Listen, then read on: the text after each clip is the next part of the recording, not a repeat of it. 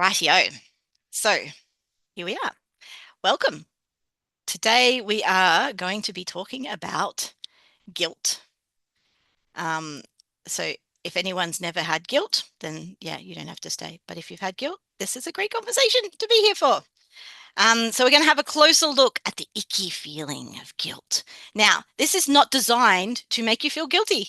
This is not designed to make you walk away and see how bad you are and put all that shame on you. This is designed for curiosity's sake and to help you kind of connect with that part, right? That feels guilty or feels guilt, and just recognize that all of us feel guilt at some point.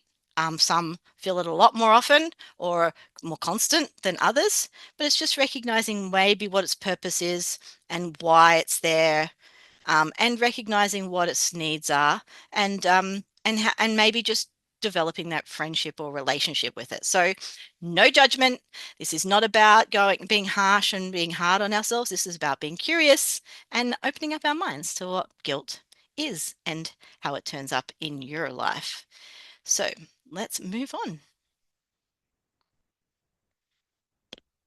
So, what is guilt? So, guilt is an emotional signal that tells us we've crossed a line between who we want to be and what we did. So, well, I want to be this really good person, but actually, you know what? I said something really mean and nasty. Or I want to be, known for being kind, but I actually said something really harsh.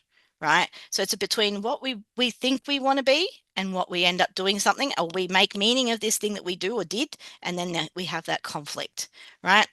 So it's our mind's way of saying that action doesn't fit my value, right? So I want everyone to feel wonderful. I want everyone to feel good and safe and have great experiences, but they're not. And so I'm responsible for it, right? And that's kind of that conflict that goes, I somehow am responsible for what's happened or for something like that, right? And in some people's cases, not naming anyone particularly, we take on everybody's responsibility, and that creates a lot of guilt. So I've got these little sayings down the bottom on some of these posts that also are there, and they're just little gems, and I kind of like these gems, so I just added them in. And this one is guilt is anger turned inward by Sigmund Freud, right? A sharp reminder that guilt often disguises other feelings. So frustration, loss, or unmet expectations, or many other things. But guilt is again one of those things like anger that is actually it's a foil for something else that's going on. So we can get curious and go, okay, so my guilt is sitting here and I'm feeling guilty, but what's underneath that guilt? What is that guilt protecting me from? That's what we need to be looking at. So guilt is the bridge between empathy and responsibility. Feeling, that feeling for those people or for yourself, and also then feeling responsible for that feeling. And there's a gap, right, between those two. Am I responsible for somebody else feeling a certain way? Well, I feel like I am, because they wouldn't feel that way if I hadn't said those words, or if I hadn't done those things, or if I had done those things and I wasn't giving them what they needed to be done, right? So you feel like the world is on your shoulders and it's your responsibility to make them feel okay, right? And if they don't feel okay, then you're guilty, right? Or even within ourselves, with internally, I I wanted to come off as a nice, kind person, but instead I came off as a mean and nasty person, and now I feel guilty about that. So that guilt is as well, right? So whatever the feeling is, it's that conflict between the two. But it's between us actually wanting to be seen as something or felt as something and getting a different response than what we expected or wanted. So the bridge can guide us back to our integrity when it's grounded in truth. But when it's tangled with shame and fear and perfectionism, it can become a prison. Because if we then start to blame ourselves or start to say, like, now what? Now that I've done that, now things are going to get much worse, and all these problems are going to happen, right? That guilt creates momentum and creates a negative momentum and ends up turning into something not so good. Similarly, if we have this perfectionism mind, we tend to get stuck into this idea that we can never do anything right, or we're never enough, right? I have that one happen a lot in my life, right? Because I feel like I let people down always, and I let myself down always, so I can never be enough. And that's that entanglement, right? That then creates the prison. So again, the little quote down the bottom: healthy guilt in the soul's is the soul's integrity. Toxic guilt is the ego's demand for punishment. So, in a sense, continued guilt is punishing ourselves. So, if we feel guilt, it's a natural feeling. It's something saying, it's an alarm system telling us that something's not feeling great, right? But if we continue it, we are self-punishing, or we are self-prisoning, and that's what ends up happening. So, an elegant distinction between conscience and self-condemnation, right? Awareness and self-abuse, in a sense, right? So recognizing the difference is going to help. So what are those two differences? Let's have a look. So two main shades of guilt. There's a couple of different ones, but let's just go with these two. So number one is healthy guilt. This guilt helps maintain moral integrity. Like, you hurt someone, you feel remorse, you make amends, and the feeling fades. So I said something to somebody: you look fat. Oh, they didn't like that. Their response to that is, well, you're a really mean, nasty person. Now I feel guilty because I actually said something that hurt somebody. Oh, I'm sorry. I really didn't mean to be offensive. Did you take that as an offense? In my country, when we tell somebody they're fat, that means they're beautiful. Oh, okay. So then the feeling fades and we're all of a sudden friends again, right? So this is a temporary feedback. It's a temporary response, right? Or something like, I put my shopping bag down and someone tripped over it and hurt themselves. I feel guilty because my bag was there and it was my bag that ended up them tripping over. Oh, I'm sorry. I'm really sorry. Can I help you get you up and pick you up and everything like that? Like, that was an accident. I really didn't mean it. We're fixing the problem, right? We're amending the situation. Can I give you, a seat to sit down? I'm really sorry. Can I give you a hug or something like that? So we amend it, right? And then the feelings fade. The time that it doesn't fade is when that person then retaliates and punishes us, right? Or retaliates and we feel punishment. Doesn't even mean they have to punish us. We can feel punishment because we can use that response that they give, which is really just their hurt speaking, but we can use it as a negative response to then go, wow, they're hurting, they're punishing me, they're attacking me. And then we can then attack them back, and then we can get into a really vicious fight, right? Where literally all they're doing is expressing their pain. So I digress. Let's get back. So think of it as immune system of ethics. I love that little saying. Painful, but protective. That's the positive, healthy guilt. So guilt is a gift you give to yourself. Guilt is created and therefore can be self-released. I'm glad I found that. Went back and fixed that slide up, because that is true. If you give guilt to yourself, then you can also release guilt. However, let's move on to the second one, which is often the one we get trapped in. If it will go on. However, there is the toxic or the distorted guilt. And this guilt festers, right, like a pussy wound. It shows up even when the person isn't truly responsible, or when they've already made amends. So they've already said sorry, they've already tried to fix the problem, tried to work things out, but yeah, it hasn't really worked. And as a result, they end up saying things like, I'm bad, or it's all my fault, or I'm just a bad person to be around, or I can't be trusted with anything. And you get all those self-blame kind of shaming on yourself, right? And it's like that real negative, heavy burden that you put of this guilt, huge world of guilt on top of you, right? Instead of actually just going, I did something. It's recognizing and just going, I did something. Because often the thing is, we didn't even do something. So if we've got a conflict where we go, well, I did something bad, I did something, right? The thing is, what comes up is a conflict because I didn't actually do anything bad. And the conflict there is, I didn't do anything bad. So why am I feeling guilty?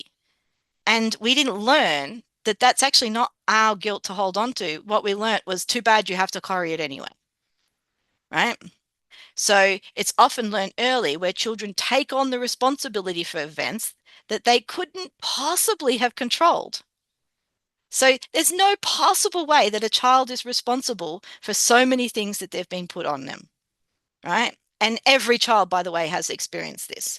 Every child has been given blame or given shame or given guilt that was not theirs, right?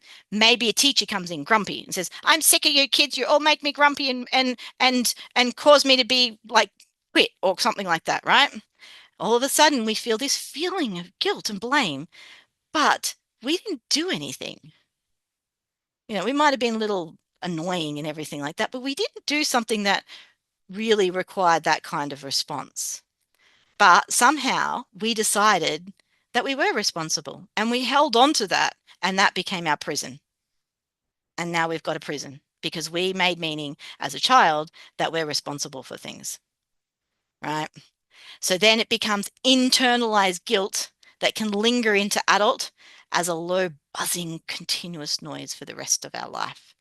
You are the reason that everyone's so miserable in this world. Bzz, bzz, bzz, bzz, bzz, bzz.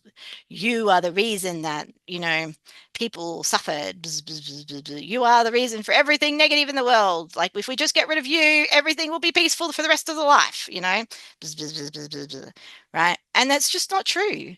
But it's a voice that we took on, unfortunately. And I know I kind of make fun here, but there's actually a very seriousness about this, that young children are so vulnerable of that message.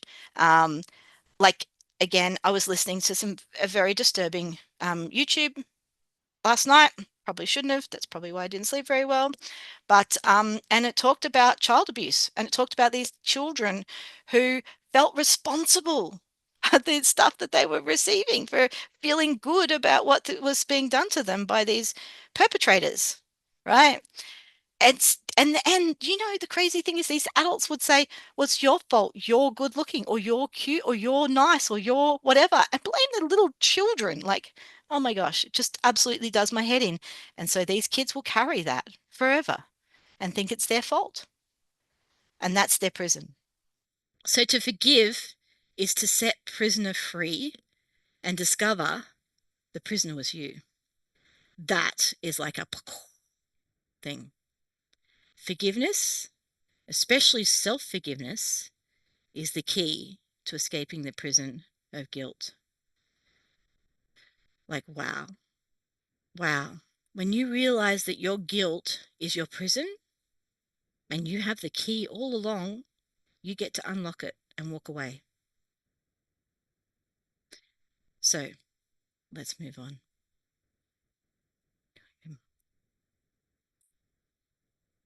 But there are many more reasons to call guilt out. I have a whole lot more reasons why guilt should not stick it and linger around, and it's our liberation to set it free.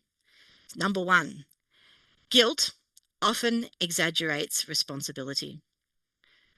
So it makes us feel powerful in a strange kind of a way, as if we could control the outcomes. We never could truly could, right? It's my fault. Actually, it's my responsibility. Actually, it's me. I'm the most powerful person of them all. It's all me. I can actually make everybody's life deal perfectly, but I just don't. So it's all my fault, right?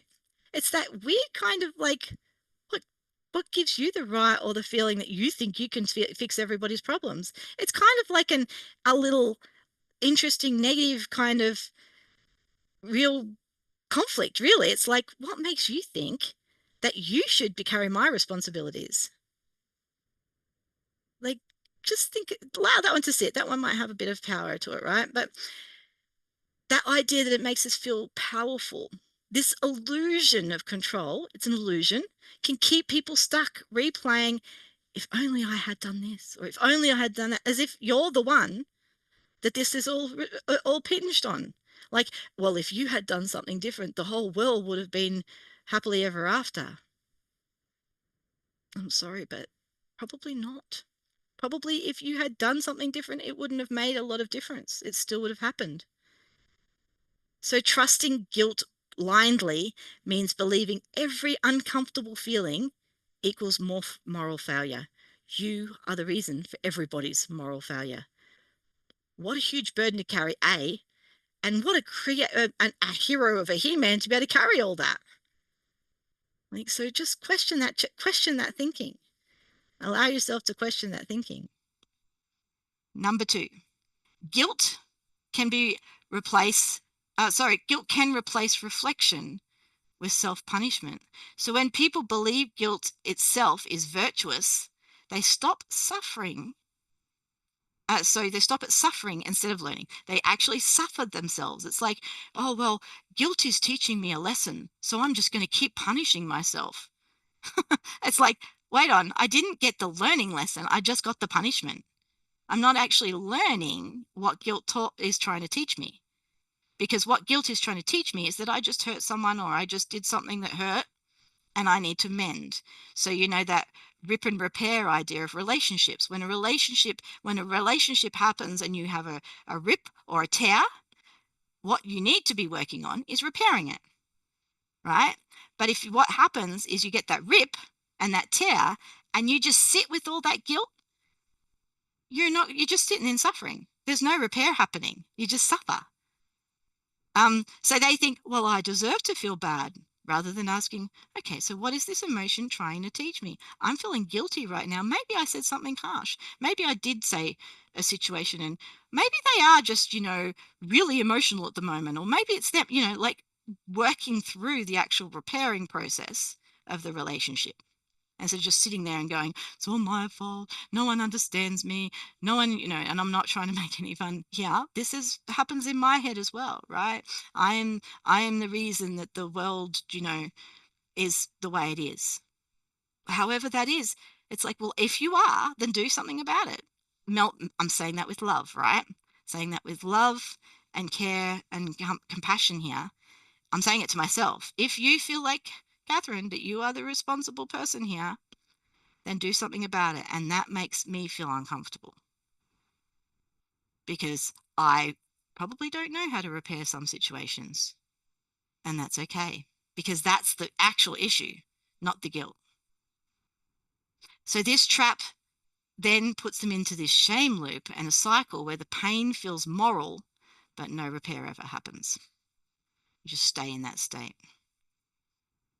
Number 3, guilt is easily hijacked by conditioning. Now, our culture, our religion, our family upbringing, all those type of things shape our inner voice. So some forms of guilt are inherited expectations, not actually ethical truths. Sometimes we've inherited that guilty feeling because our parents felt guilty. I can say for a fact that my mother felt like she was to blame for everything because my mother's mother escaped Hungary to get away to help my mother with her illness. She was a very sickly child, and my grandmother told my mother that she had to run away from Hungary in order for my mum to survive. But I actually question that personally. I actually think to myself, I don't think that's true. I think part of it might have been true, but it still was my grandmother's decision to leave. My grandmother was an adult. My mother was 7. I don't think she can make that decision or be responsible for that decision. I think an adult is responsible for that decision. So, but that was passed on to my mother. So my mother felt like all the time that she's the one at fault. So she would take the blame for everything in a relationship, right? And especially with my grandmother, who was very controlling of her. And also it meant that she probably wasn't the best mother to raise me because she wouldn't take responsibility for being a mother in a sense. And she didn't know how to. So I don't hold that against her. I just sometimes mourn that feeling that she may not have been able to give me the emotional capacity that I needed. And that's something that, carries and has passed on. Or it might be learned. It might be learned as a child. So, for example, feeling guilty for resting or for saying no to something or for being happy when others suffer. Like It's almost like, well, how can I be happy while people are dying, Oh, I have to feel guilty and said, no happiness for me ever, you know? It's like, nah, they're just social scripts, not genuine moral insights. So, for instance, in some cultures, it's you go to a funeral, it's a celebration. They have a party, you know? You go to another funeral somewhere else and they all dress in black and they cry and mourn and everyone has tissues and, they put onions inside their tissues to make sure they can cry properly, right? Because it's culturally expected. And then what? So if you're the person who doesn't have tears in that party, like what happens? Or if you're the person who's crying at the party where everyone's having fun, what does that mean? It doesn't mean anything. It just means that's not your culture. That's not the way you were raised. That's you choose how you want to turn up with your grief. Number 4, chronic guilt erodes empathy instead of deepening it. So unfortunately, the more someone marinates in this guilt, the less emotionally available they become, because they're all about their guilt. They can't take on anyone else's feelings because all they're feeling is the guilt. It's like there's no space for anything else. There's no space for love. There's no space for compassion. There's no space for things because that's all you're carrying. How can you connect with people in the outside world if all you can do is feel this dark shadow inside? So self-blame consumes the energy that could have gone towards connection or repair. Now, again, there's no judgments here. There's no, you're doing this, because if you're doing that right now, you're actually just re-guilting yourself, right? It's about looking at yourself and going, right, okay, so by staying in this guilt state, I'm not actually freeing myself of possibilities of experiencing empathy. So what if I was able to put guilt to the side and allow things to be different?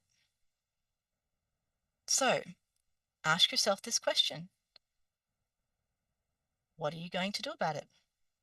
Now, I got a lot of suggestions here, so get ready. You can put pen in paper or come up with any discussion about this. Happy for you to come and talk to me anytime, but let's do this. Number 1, listen before you ignite. So don't rush to silence your guilt or fire it up. So don't shut it down or or overreact or anything like that, but just sit with it just long enough to understand what it's saying. What is ooh, that's why I'm feeling guilty right now. Ooh, what's this about? As Julia Christina would say, get curious. Write down what keeps replaying in your mind and why it matters to you. Guilt loses power when it's spoken or written instead of buried. Because when we say it out loud, oh man, I feel guilty because I just hurt that person's feelings. Well, now I know I need to do something about that. Now that might come up with resistance. I don't want to do something about that. Well, there's your guilt, right? That's your responsibility. Yes, you do need to do something about it, or you don't need to do something about it, but that's your choice. You don't have to do something about it. You can choose not to do something about it, in which case you don't have to hold on to guilt because you made a decision and you can let guilt free. Curious. So, what are we going to do about it? Number 2, ask if your guilt fits the reality, because not all guilt is trustworthy. Not all guilt is actually yours. You may feel like it's true, but is it really true? So ask yourself, did I really do something wrong, or am I blaming myself for something I couldn't control? So if you're taking responsibility for things beyond your reach, like someone else's emotions or life choices, your guilt just might be misplaced. This is not my guilt. I'm feeling guilty. Wait on. Hey, whose guilt's this? This isn't my guilt. How did I end up with this? Anyone missing their guilt? Someone? Anyone? Give it back or let it free. It's not yours to carry. Just choose and see whether you can allow that to free from you. Number 3, move from punishment to repair. Don't stay in that prison. Don't stay in that state. Don't stay bogged down in the mire of guilt. If you did cause the harm, guilt's message is really clear. 4 steps. Make it right, not worse. Apologize. Act differently next time, or find a way to contribute positively. That's it. That's what guilt is. Now, you might do the same thing again and again and again and again and again, and you might still feeling guilty again and again and again and again. That's fine. You're just going to stay in that loop, right? But you want something different? You got to do something different. And that's what it's about. It's about being curious about what you can do. If the blame's not yours, then let it go.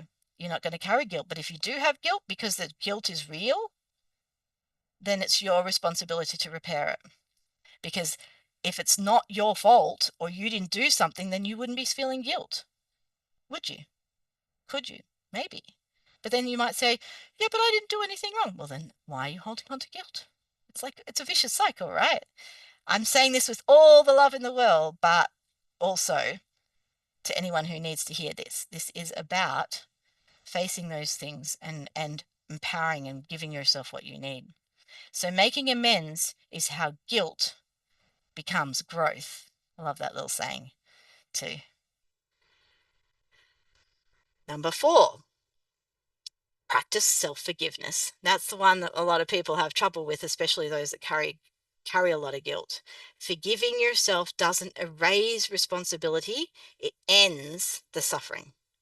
So sometimes, say for instance, I hurt somebody and I can never say sorry because they've disappeared or gone away, or they're not prepared to listen to me, and so I can't repair it. So then I'm going to sit with this guilt forever? No. I've done the best I can to repair this situation. I release myself from unnecessary suffering. So try saying something like this: I made the best decision I could. I tried. I reached out to give forgiveness, for apologies, or I don't feel like this is fully my responsibility. I met halfway. They didn't come the other halfway, and I am now releasing my suffering. And you keep saying that I made this best decision I could with the understanding I had, or I am making the best decision I can with the understanding I have now, and just keep repeating it until guilt lifts. And that's how you remove the suffering. I did my best. I'm doing my best. I'm doing my best, or I'm genuine, I'm authentic, I'm vulnerable, I am doing the very best I can, and I release my suffering. Try that one. Or number 5, move from punishment to repair. So sometimes guilt comes from invisible scripts such as family, religion, or society, like we talked about before. Those you should feel really ashamed at yourself, or you should be responsible for everything that you do to what blah blah blah, right? All of those you shoulds, right? Ask, whose voice is this? Is this my voice, or is this somebody else imposing their shoulds on me? So listen to that voice and go, hold on a moment. Is this my decision, or is this imposed on me? So if it's truly yours, well, you can go and fix it, right? But if it's not yours and you don't feel like it actually belongs to you, it's just someone else telling you that you're responsible, well, thanks. I appreciate your opinion, but that's not mine to carry. Here you go. You can have that back. Thank you. I don't want to carry that guilt because I don't think I'm responsible. And so you don't have to. No one tells, like, you're not a child. You don't have to carry the things that you were forced to carry as a child. You get to choose whether you want to or not. Hard step to make, but that's part of that responsibility of going, well, I don't have to carry it. I could choose to if I want to, but I don't have to. Look, teenagers, who are the ones I teach, they have a really great way of being able to just drop responsibility and go, you know what? I don't feel guilty, Catherine, that I didn't do that essay at all. They just, off they go. They drop all responsibilities quite often when they're teenagers, and they go, no, I don't have any responsibilities, because that's their growing up. They're starting to stretch. They're starting to go, I want it or I don't want it. I don't have guilt when I don't do an essay for you anymore, Catherine. Damn it, I can't even use that. But not that we would want to emotionally blackmail them, right? But the idea is they get to choose how they turn up in life. That's their responsibility. I can't impose things on them. That would be wrong. Number 6, guilt. Bring your body into healing. So this is about the visceral feeling, and this is super important, right? Guilt lives in your body as a tightness in the chest, a clenched stomach, or like weight on your shoulders. So allow yourself to feel where it is, because that's a feeling, right? Guilt is a feeling. So it's a visceral body sensation. It's in your body. It's a message that came in. I feel like I'm responsible. Well, what does that feel like in your body? Oh, it feels like this trapping. It feels like this, like a burden on your shoulders, or a tightness in your stomach, or a really heavy chest kind of, feeling. It's just allowing that to be there, and then allowing your body to purge out those things. So breathing, allowing yourself to recognize, you know what, you're not dying. You can breathe. Or going for a walk and showing that your body can still move. Or stretching. Oh, sometimes just being a big stretch. Um, can release that physical grip that guilt has on you. So healing isn't only in the mind. We do a lot of mind work in our Katie Connect group, but often it's about moving past that state of just the mind and releasing the body, because the body keeps the score, as we know. Bessel van der Kolk, thank you very much for writing that book, right? Our body is the one that keeps the memory. So our guilt is temporary, but our feeling of heaviness stays in our body forever and is easily reminded and re-triggered, especially if we've carried it around for a long time.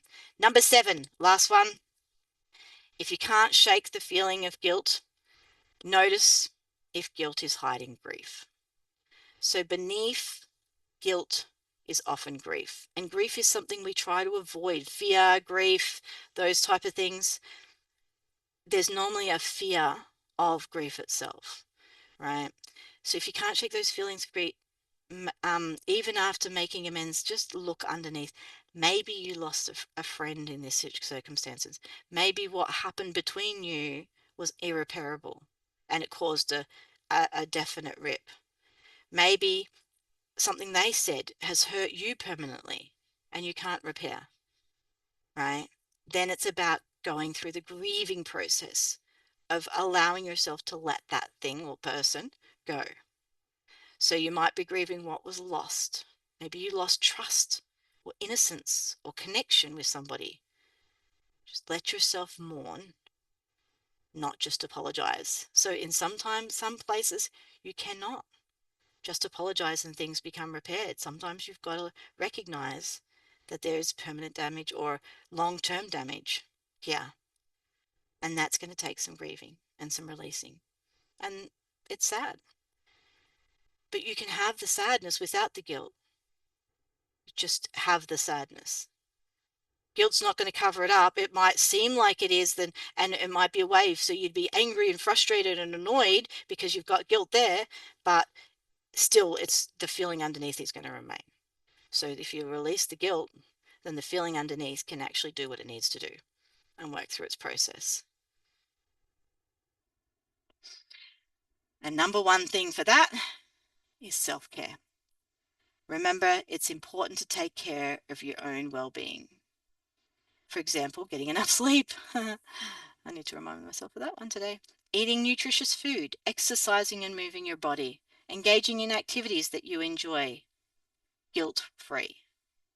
Self-care activities can positively impact your mental health, and they are important and necessary for a healthy life where you can lay down in bed and go to sleep guilt-free. Imagine that.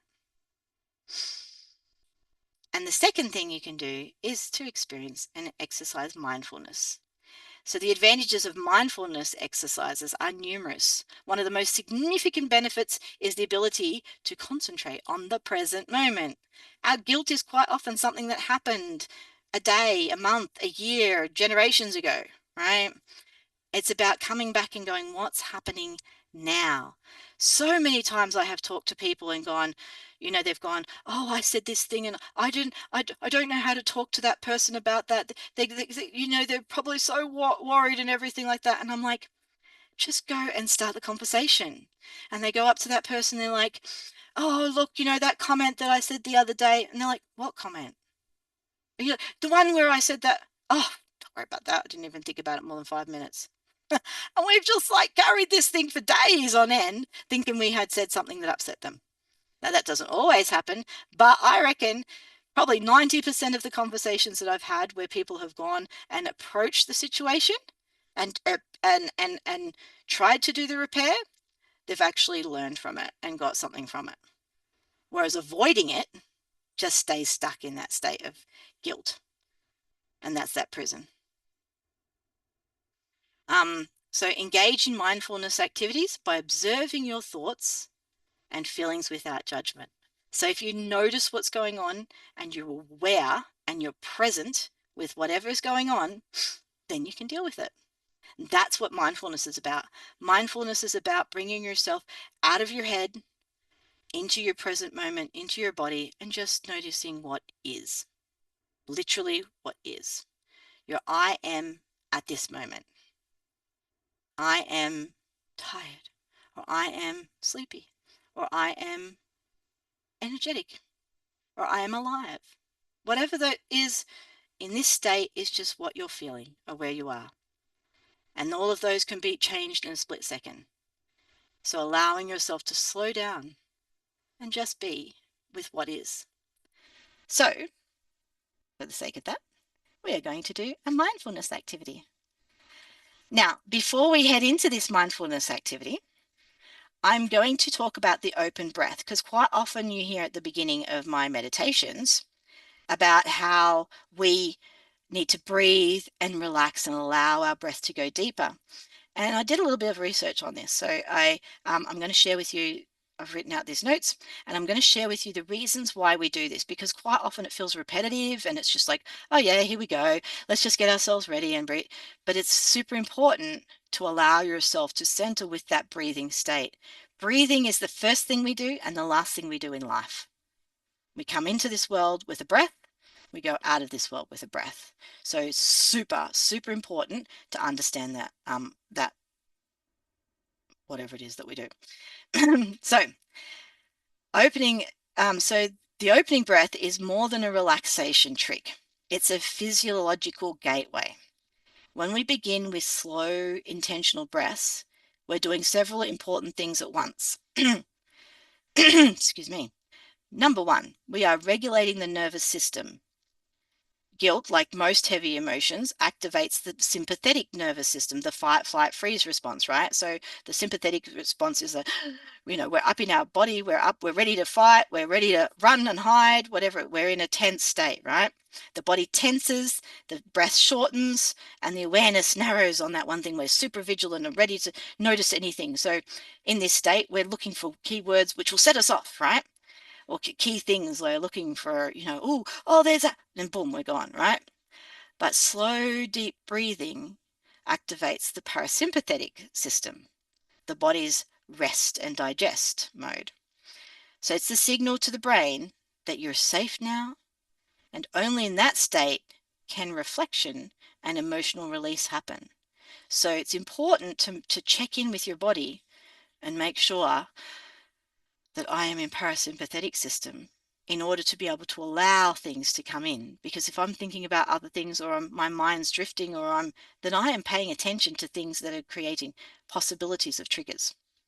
I'm not in my current state. Current state is only having what is. Number two, moving from thinking to sensing. So guilt lives in the head as a loop of should haves. Should have done this, should have done that, should have done, right? Breath draws awareness into the body where emotion is felt rather than analyzed. So where is the should have done, should have done, should have done in your body? Most often we don't know that. We don't listen to that. So should have done, should have done, should have done. Oh, pressure, pressure, pressure, pressure on my shoulders. Okay, I'm feeling really shouldered down, recognizing what's happening in your body, right? So yeah, it's felt rather than paralyzed. It grounds people in now to breathe, not then, and interrupting the mental replay that guilt loves to feed on is what we're doing by bringing ourselves to, but right now, why am I feeling this heavy feeling? This heavy feeling is guilt, but I am not experiencing what I think I'm experiencing now. So I'm just going to move that around. I'm just going to shift that a bit because that's not current. I'm just going to allow it to, well, okay, interesting. because it's not there in this moment. It feels like it's there, but it's actually not there. I don't have something happening to me right now. So I can release my body and remind my body that right now we're not actually experiencing this.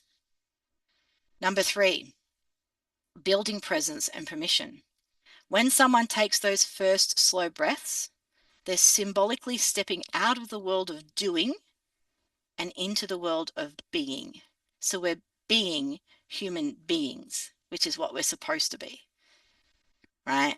But we've made it into doing because we're gone to be ahead or behind, but we're often not in the present.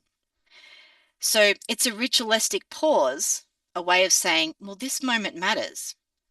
That physiological cue helps open the space for our honesty and our vulnerability. We open ourselves to possibilities. Because if we're always in the past or always looking ahead, we're missing out on what actually is there in the moment. So allowing ourselves that moment to be able to stop and just let the presence be can open up so many opportunities. And I've seen this in many different meditations. And, meditations are hard. The first time I did meditations and mindfulness, I couldn't last more than 10 seconds before I would panic, right? And I'm off with the past or thinking about the future. So it is a discipline to be able to get back into the parasympathetic system. I didn't know that I could just be, unless I'm asleep. I used to go straight from pretty well being in the sympathetic nervous worry system all the time. I never gave myself a chance to stop and just go, I am alive and I am okay. Just notice that. And just sit with that. I could never do that. It was not something I could experience. So mindfulness teaches us that and helps us recognize that. Number 4, synchronizing our body and intention. So breathing connects the physical with the emotional. When we are in that moment where we can give ourselves just that attention of connecting mind, body, and heart, soul at once, we allow our awareness. So as we breathe in, we bring awareness. And as we exhale, we let go of resistance and we open up the portal to opportunities. So it's both a metaphor and a mechanism, using our body to teach the mind how to soften. So instead of going brain telling our body what to do, our body tells our brain what to do. And we start listening to our real heart of what is actually going on. So that simple opening, the breathe in slowly and exhale deeply, isn't just a filler. It's the threshold that turns a guided meditation from words into experience. Without it, people stay half anchored in their mental noise. With it, they step into quiet where change can actually occur. In a way, breath is the translator between guilt's language of tension and the body's language of release. So with that being said, and that explanation, I'm going to invite you to begin by finding a comfortable space to sit solid and grounded in your present state. This is a moment to let your body rest. So take a slow breath in through your nose and let it fall out through your mouth. And just notice if you don't want to, you don't have to. But if you can, you may just experience a new experience. So breathing in and then feeling the air move through you. And then exhale, letting go just a little bit more each time.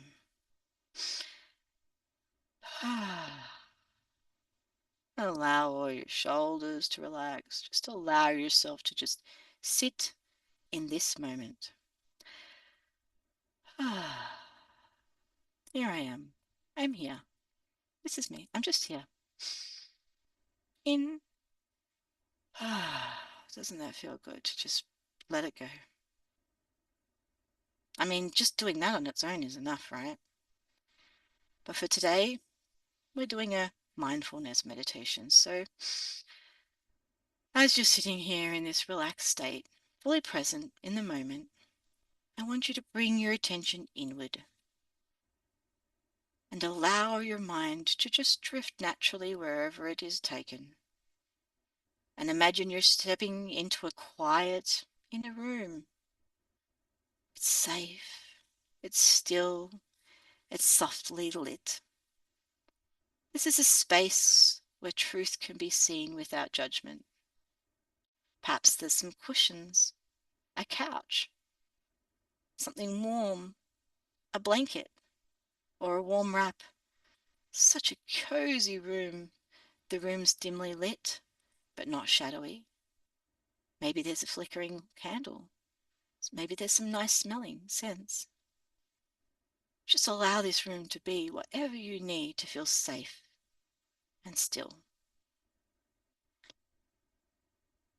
Here is a space you can meet guilt, not as an enemy, but as a messenger in the safety of a trusting, cozy environment. You're going to invite guilt, come and join me. I kind of imagine almost like a hippie experience here, just chilling. Come and join me, guilt. Come and have a conversation, or or a park picnic. We're just going to sit down and have a little chat. Everything's calm and cool. Maybe there's a soft breeze, but it's just so comfortable. And you can invite guilt in. There's no enemies here. We're just talking. We're just noticing. We're just meeting each other. You don't even have to talk if you don't want to. And let your breath guide you deeper as you allow yourself to just witness guilt. There you are. Hello. How you doing? And with each inhale, just feel the curiosity.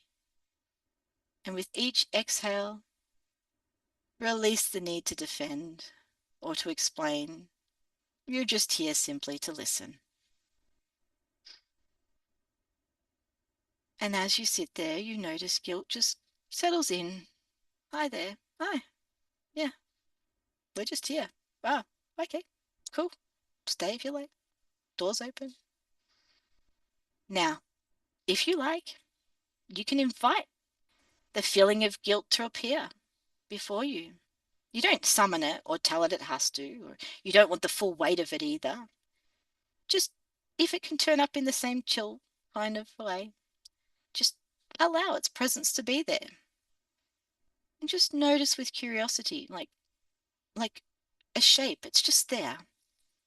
It's not about experiencing it, but more just about noticing it. What does it look like? Is there a color that comes to mind? A texture? Is it somewhere in your body? A small ache, possibly? Where do you feel it? Your chest? Your stomach? Your throat? Maybe it's sitting on your shoulder. Maybe you can just, there you are, on my shoulder. Oh, cool. Or on my chest. Oh, there you are. Or maybe you're at my feet or somewhere. Rest there for a moment and just observe. Notice that guilt's not here to punish you. It's here to remind you of what matters most to it. And each time, each little pang of guilt is actually a value, a care, a love. Oh, that's interesting. That little pang, that little feeling of value. A care. Oh, you actually care about me. A love.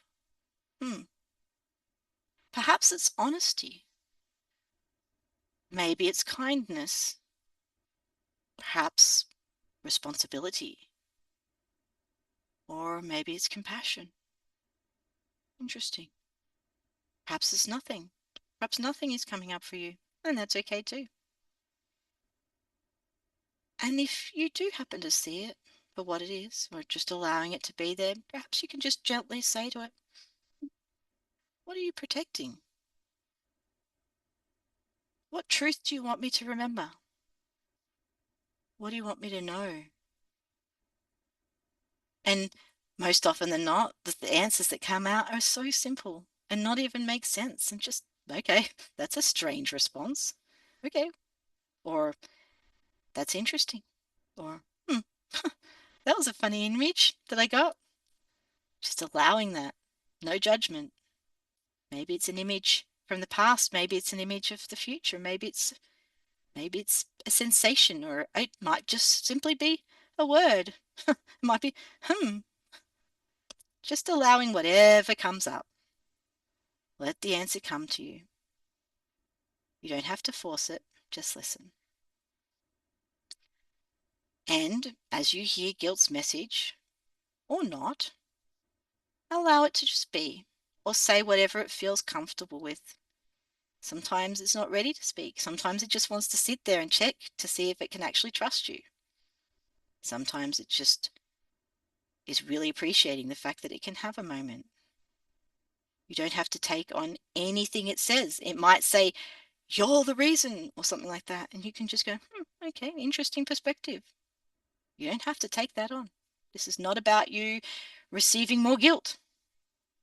This is just noticing that guilt is there, just witnessing it and allowing it to be there and noticing how much it's been protecting you. Man, some people's guilt just wants to really throw it on you. And it's just going, oh, you see, yeah, I know you want to throw it on me, but I'm not here to take this today. I'm just here to witness. And so it can give you all it wants. It can throw everything at you, but it just kind of slides off. And after it's exhausted from giving you all of its guilt, something beneath there exists. And you notice that it's protecting you. It's been protecting you all this time. All this time, all that exhaustion, all that effort, all that work, just to protect you. And so this is an opportunity that you've never had before, possibly, that you can now thank guilt for its service, for pointing you back towards integrity. Oh, right, all this time, guilt, you've been helping me. You remind me of my values, of the things that are important to me. That's love. That's a really deep love. Didn't realize that. And this is your opportunity to give it the message and tell it that you've received it, you get it. Maybe just a little bit, maybe a hint of it, or maybe you finally fully remember and understand. Even if it's a slight glimmer of a message or a sign of hope, it's been heard. It can be understood just a little bit. And I imagine or visualize that guilt is somehow softening, like a knot unraveling, like a black cloud dissipating. The color lightens, the tension loosens, and guilt just kind of falls back into oh, okay, I don't have to be so active. Just breathe into that space, chill out, offer it a biscuit or a snack or a drink, fill in something new. Maybe a little chat or gossip. Hey, how you doing there? Understanding, maybe some forgiveness. Maybe there's some unsaid words that could be offered here. Maybe it's just peace, a wink at each other. I gotcha. Offer it a word to keep with it. You might imagine a golden, gentle light moving through you. You might imagine you two becoming one. You might imagine replacing that weight of guilt with truth. And you see it through different lenses now. Oh my goodness, I see all this way, all this time. You're whatever that word is that comes to you. And say quietly to yourself, I acknowledge what I've learned. I forgive myself for what I didn't know then. I honor my values by living them now. Just let those words settle into your heart, and each breath that draws you closer to this present moment where healing lives. You're so much wiser. You're so much older. You can work so much stronger together. The past can teach us, but it cannot imprison you unless you let it. And you today are choosing freedom. Take one more deep breath in and exhale, releasing what no longer serves you. And bring that part with you into its new coming. You're not your mistakes. You're the wisdom that grew through them. Guilt turned into growth. And when you're ready, you can bring your awareness back to the room. Bring with you this newfound lesson. You can feel the surface beneath you, the light in the room. Wiggle your fingers, your toes, move your body, and carry with you a lighter heart. A heart that's heard its guilt today, or not, and it's set you free.